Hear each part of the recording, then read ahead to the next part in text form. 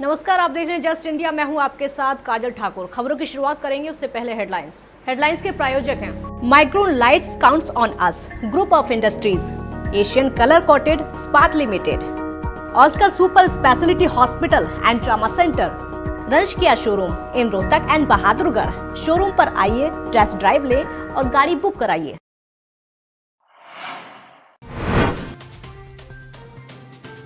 देश में 81,970 कोरोना संक्रमितों की संख्या, 24 घंटे में 100 लोग गंवा चुके जान। यूपी में 3,911 मामले।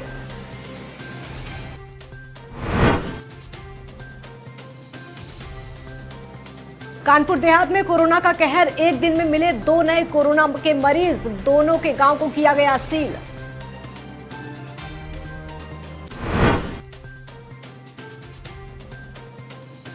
हरियाणा से बागपत पहुंचे प्रवासी मजदूर, यमुना और खेतों के रास्ते पहुंचे बागपत। प्रशासन ने कराई स्क्रीनिंग और खिलाया खाना।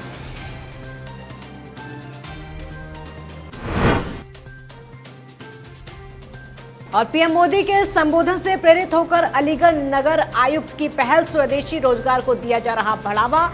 स्वदेशी कामगार महिलाओं ने बनाए मास्क। देश भर में कोरोना संक्रमित मरीजों की संख्या में लगातार इजाफा हो रहा है। स्वास्थ्य मंत्रालय के ताजा आंकड़ों के मुताबिक अब तक 81,970 लोग संक्रमित हो चुके हैं और वहीं आपको बता दें कि 2,649 लोगों की मौत हो चुकी है। 27,919 लोग ठीक भी हुए हैं। देश में अब कोरोना के 51,401 एक्टिव केस हैं। पिछले 24 घंटे में 100 लोगों की मौत हुई है और 3,967 नए मामले सामने आए हैं। वहीं उत्तर प्रदेश में कोरोना वायरस से संक्रमित 156 नए संक्रमितों का पता चला है, जिन्हें मिलाकर अब तक सूबे में कुल 3,911 लोग इस महामारी की चपेट में आ चुके हैं। वहीं अलीगढ़ में 3, आगरा मेरठ में 2-2 और कानपुर, महोबा, बनारस में 1-1 कोरोना संक्रमित की मौत के बाद प्रदेश में अब तक कुल 103 लोगों की मौत हो चुकी है। इसी बीच राहत देने वाली खबर यह है कि 107 लोग स्वस्थ भी हुए हैं, जिन्हें मिलाकर अब तक कुल 2,072 लोग ठीक हो चुके हैं। इन मरीजों के स्वस्थ होने के बाद प्रदेश में कोरोना के 1,742 एक्टिव केस रह गए हैं। तो श्रमिकों को तमाम हिदायत के बाद भी इनका चुपके से या फिर बिना स्क्रीनिंग के प्रदेश में आवागमन बेहद घातक साबित होता जा रहा है। खासकर प्रशासन के लिए, स्वास्थ्य विभाग के लिए प्रदेश में हर कोने से प्रवासियों के संक्रमित होने की लगातार सूचना मिलने से सरकार बड़े पशोपेश की स्थिति में है। प्रदेश में कोरोना पॉजिटिव की संख्या लगातार बढ़ती जा रही है और उसके साथ ही मृतकों की संख्या में भी लगातार इजाफा हो रहा है। कानपुर देहात में 2 और कोरोना पॉजिटिव मरीज मिले हैं। आपको बता दें कि रसूलाबाद तहसील क्षेत्र के अपूना गांव का एक व्यक्ति सत्येंद्र पांडे, जिसका नाम है, वो संक्रमित पाया गया है। बड़ी बात यह है कि सत्येंद्र पांडे मैथा के बीएल पैलेस में पहले से ही क्वारंटाइन सेंटर में था और इसी जगह पर लगभग 65 लोग और भी क्वारंटाइन हैं। वहां पर भी लगातार सैनिटाइजेशन का काम किया जा रहा है। साथ ही रसूलाबाद तहसील क्षेत्र का ही एक और व्यक्ति कोरोना पॉजिटिव पाया गया है। तो फिलहाल कानपुर देहात में कोरोना संक्रमित मरीजों की संख्या 6 हो गई है, जिसमें एक मरीज ठीक होकर घर भी वापस लौटा है, जबकि एक की मौत हो चुकी है। कानपुर देहात की रसूलाबाद तहसील क्षेत्र में अलग अलग 2 गांव में 2 कोरोना पॉजिटिव मिलने से प्रशासन ने दोनों गांव को सील कर दिया है और सैनिटाइजेशन का काम लगातार जारी है।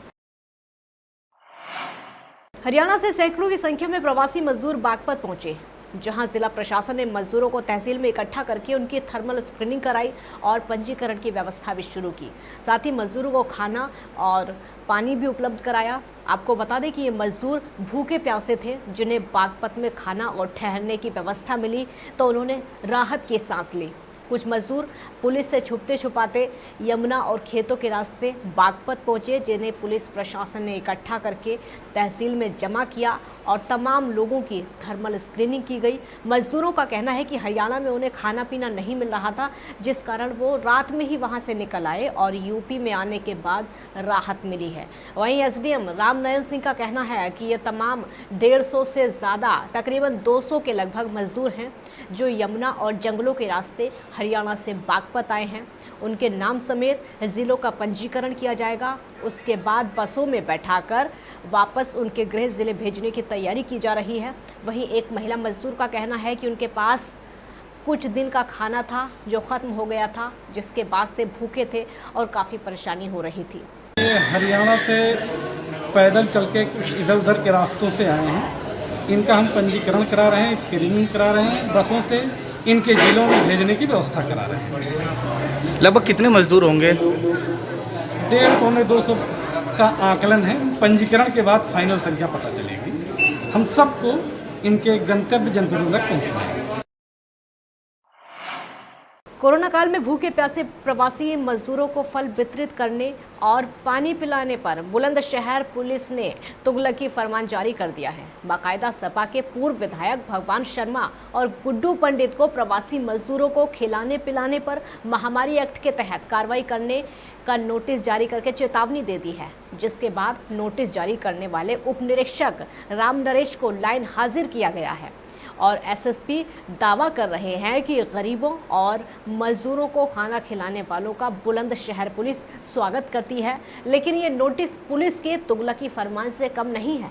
दरअसल तुगलकी फरमान भरे नोटिस में लिखा गया है कि खाने पीने की वस्तुओं का लालच देकर मजदूरों को इकट्ठा करके कोविड-19 के नियमों का उल्लंघन किया जा रहा है, जबकि सपा के पूर्व विधायक का दावा है कि वो गरीब भूखे प्यासे मजदूरों को फल बांट रहे हैं, खाना खिला रहे हैं, पानी पिला रहे हैं, दवाइयाँ दिला रहे हैं। वो जनहित का काम है। एसएसपी का कहना है कि उन्हें जानकारी मिली है कि ये लोग एक योजनाबद्ध तरीके से मजदूरों को लालच देकर अपने घर इकट्ठा करके कोविड-19 का उल्लंघन कर रहे हैं। जो नियम बने हैं उनका उल्लंघन कर रहे हैं। इसलिए गुड्डू पंडित को नोटिस जारी किया गया है और गुड्डू पंडित पर पहले भी 4 सोशल डिस्टेंसिंग के उल्लंघन के मामले दर्ज हैं। सोशल मीडिया पर बुलंदशहर पुलिस थाना प्रभारी, चौकी प्रभारी, सर्किल नगर बुलंदशहर के हवाले से एक नोटिस का बड़े पैमाने पर फैलाव करके इसको गलत संदर्भ में प्रस्तुत करने का प्रयास किया जा रहा है। मैं इसमें स्पष्टीकरण देते हुए बताना चाहता हूं कि जनपद में गुड्डू पंडित नाम के एक व्यक्ति हैं जिनके विरुद्ध 5 से अधिक मुकदमे लॉकडाउन का उल्लंघन करने, सोशल डिस्टेंसिंग को डिस्टर्ब करने के संबंध में पंजीकृत किए गए हैं। उन्हें एक नोटिस बुलंदशहर पुलिस। विधायक जी, आपको एक नोटिस पुलिस की तरफ से दिया गया है, क्या है वो नोटिस? शर्मा जी, नोटिस इसलिए दिया गया है कि उत्तर प्रदेश के सारे जिलों से झारखंड, अदर स्टेट के लोग भटकते हुए बेचारे मजदूर जो मजबूर हैं, बहन बेटियां जिनको प्रेगनेंसी भी थी 7-8 महीने की, तमाम महिलाएं मेरे दरवाजे आ जाती हैं। तो मैं उनके लिए गेट ना खोलूं आंधी तूफान में, उनकी मदद करी, मैंने उनको मेडिसिन प्रोवाइड कराया, तो मेरा कसूर ये है? मैंने उनके गंतव्य तक पहुंचवा रहा हूं। जालौन में हुए सड़क हादसे में एक महिला समेत 2 श्रमिकों की मौत हो गई है, जबकि 14 अन्य श्रमिक घायल हो गए हैं। सभी घायलों को उरे मेडिकल कॉलेज में भर्ती कराया गया है। ये सारे श्रमिक मुंबई से एक डीसीएम में बैठकर आ रहे थे। घटना के समय डीसीएम में कुल 46 श्रमिक मौजूद थे। ये पूरा जो मामला है वो 8 थाना क्षेत्र के NH 27 स्थित एक गिरधान गाँव का है, जहाँ पर डीसीएम को एक अज्ञात वाहन ने पीछे से टक्कर मार दी। खबर मिलते ही जिला प्रशासन मौके पर पहुंचा और वहां पर मौजूद घायल श्रमिकों को इलाज के लिए मेडिकल कॉलेज भेजा गया। इस घटना के बाद मुख्यमंत्री योगी आदित्यनाथ ने श्रमिकों की मौत पर शोक व्यक्त किया है और साथ ही सभी घायलों को बेहतर इलाज उपलब्ध कराने के निर्देश भी दे दिए हैं। तो सीएम योगी ने सभी मृतकों के परिजनों को 2-2 लाख और घायलों को 50,000 के मुआवजे की घोषणा की है। हुआ क्या पूरा मामला है सर? थाना 1 के अंतर्गत एक डीसीएम थी जिसे किसी गाड़ी ने टक्कर मारी पीछे से, जिसमें वो पलट गई। इसमें कई लोग घायल हो गए, तो उनको तुरंत ही पुलिस ने अस्पताल पहुंचाया। इसमें से 2 लोगों की मृत्यु हो गई और बाकी लोगों का उपचार कराया जा रहा है और बाकी सभी लोगों के रहने खाने का और जितनी भी व्यवस्था है इलाज की। देश में कोरोना वायरस के चलते मास्क, पीपीई किट और इससे संबंधित आवश्यक सामान की ज़रूरत पड़ रही है, जिसकी पूर्ति नहीं हो पा रही है। और इसी को ध्यान में रखते हुए अलीगढ़ में शहरी आजीविका केंद्र में गरीब महिलाओं के समूहों ने बेहतर क्वालिटी के मास्क बनाने शुरू कर दिए हैं। इसी दौरान प्रधानमंत्री द्वारा स्वदेशी सामान के प्रयोग पर जोर देने की अपील की गई। तो नगर आयुक्त सत्य प्रकाश पटेल ने इन समूहों को मास्क बनाने का बड़ा ऑर्डर दे डाला और पहले स्लॉट के तौर पर 5000 मास्क खरीदकर अपने कर्मचारियों को बांटे। इसके अलावा सरकारी और गैर सरकारी संस्थाओं से भी स्वदेशी रोजगार को बढ़ावा देने महिलाओं द्वारा इन मास्क को खरीदने की अपील की गई।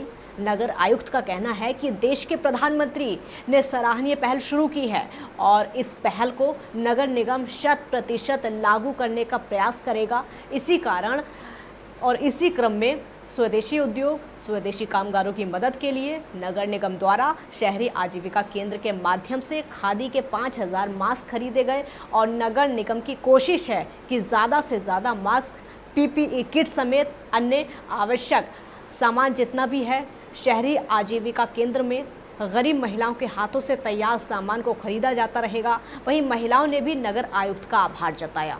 आरती स्वयं सहायता समूह सेऊ में शहरी आजीविका मिशन और मंदबुद्धि विकलांग कल्याण समिति के तहत एनजीओ के तहत हम लोग काम कर रहे हैं और 5 समूह है हमारे, 5 समूह की महिलाएं ये मिलकर हम इस कार्य को कर रहे हैं और नगर आयुक्त साहब ने हमें सहयोग करा, उनके सहयोग से ही हम ये कार्य कर पाए। मैं उनका भी धन्यवाद करना चाहूँगी और उसके बाद मैं अपने जो भाई साहब मेरे एनजीओ वाले भाई साहब हैं मैं उनका भी धन्यवाद करना चाहूँगी। राष्ट्रीय आजीविका मिशन की ओर से जो शहरी आजीविका केंद्र बना है उसमें हमने गरीब महिलाओं का एक स्वयं सहायता समूह कई बनाए हैं और उन स्वयं सहायता समूह द्वारा ये मास्क बनाए गए हैं। ये खादी का बना हुआ है और इसको ऑटोक्लेव में स्टरलाइज किया गया है और इसको नगर निगम द्वारा लिया गया है। हम इन चीज़ों सरकारी संस्थाओं और गैर सरकारी संस्थाओं से ये अनुरोध कर रहे हैं कि आप इन स्वयं सहायता समूहों से बने हुए मास्क को खरीदेंगे। भारत नेपाल सीमा पर सैकड़ों नेपाली नागरिक और भारतीय मजदूरों के आवागमन का रास्ता आखिरकार साफ हो गया है और देर रात दोनों देशों के उच्च स्तर के अधिकारियों ने निगरानी के बीच में तकरीबन 150 से ज़्यादा नेपाली नागरिक सरकार को सौंपे गए। वहीं नेपाल सरकार ने 160 भारतीय नागरिकों को भारतीय अधिकारियों के हवाले किया और आपको ये भी बता दें कि लॉकडाउन की वजह से दोनों देशों की सीमाओं पर तकरीबन 400 से ज़्यादा भारतीय और नेपाली नागरिक फंसे हुए थे जिन्हें क्वारंटाइन सेंटरों में क्वारंटाइन किया गया था। क्वारंटाइन सेंटर में तकरीबन 1 महीने से ज़्यादा रुकने के बाद भी दोनों देशों के जो नागरिक वो अपने देश, अपने घर वापस नहीं लौट पा रहे थे। लिहाजा इस मामले में दोनों देशों के गृह मंत्रालय के हस्तक्षेप के बाद इनके आदान प्रदान का रास्ता साफ हो गया और दोनों देशों के नागरिकों का देर रात वाहनों से आवागमन करवाया गया। खबरों में फिलहाल इतना ही। देखते रहिए जस्ट इंडिया। नमस्कार।